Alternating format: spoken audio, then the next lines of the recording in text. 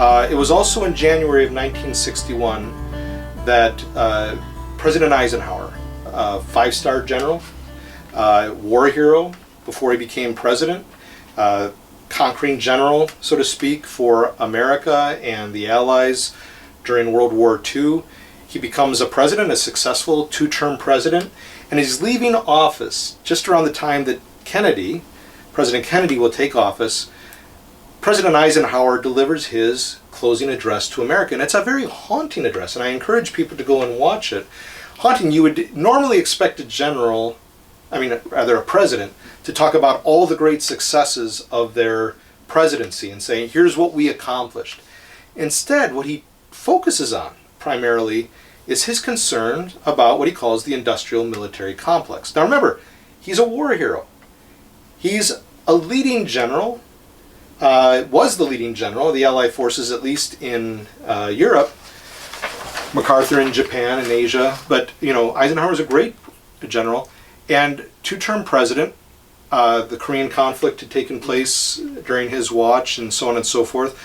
But here he is showing ultimate concern about a standing army. He says, we've never had a standing army like this in America's history. We tend to bring down the army when we're not in conflict, but he had a standing army, and he says we can't get out of that because we're in the Cold War era, we're having these conflicts all around us, so we can't avoid, in his estimation, having the standing army, a very large standing army.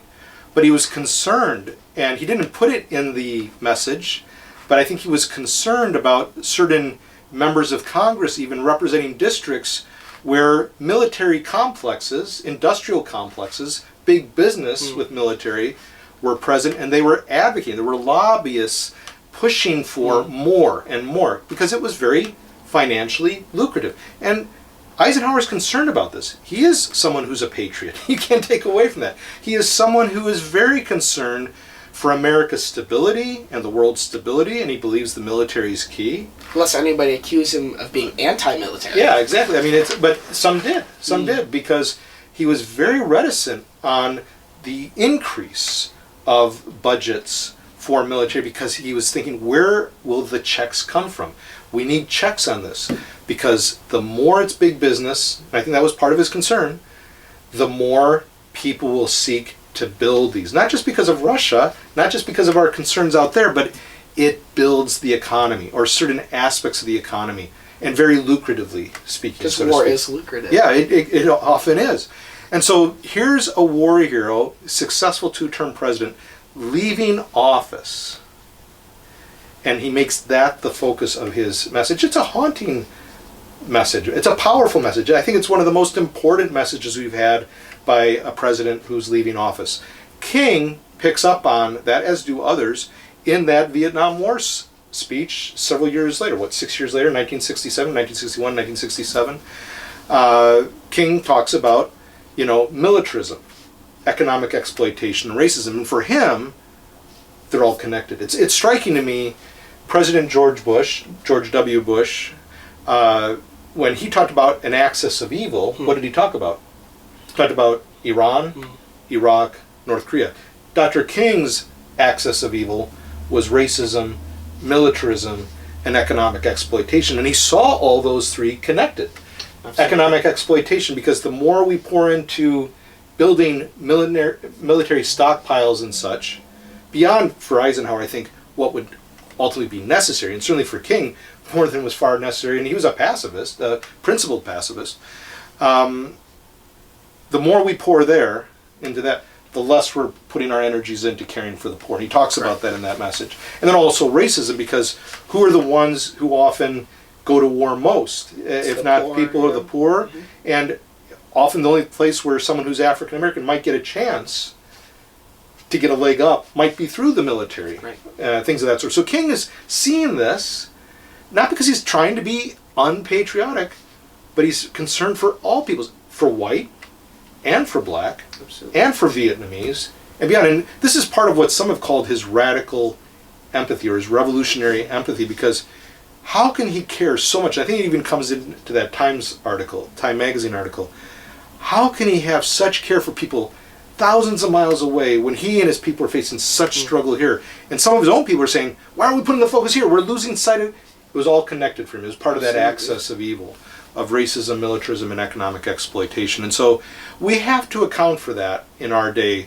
When we think about what you had said earlier, Tony, about needing to earn the trust of your youth.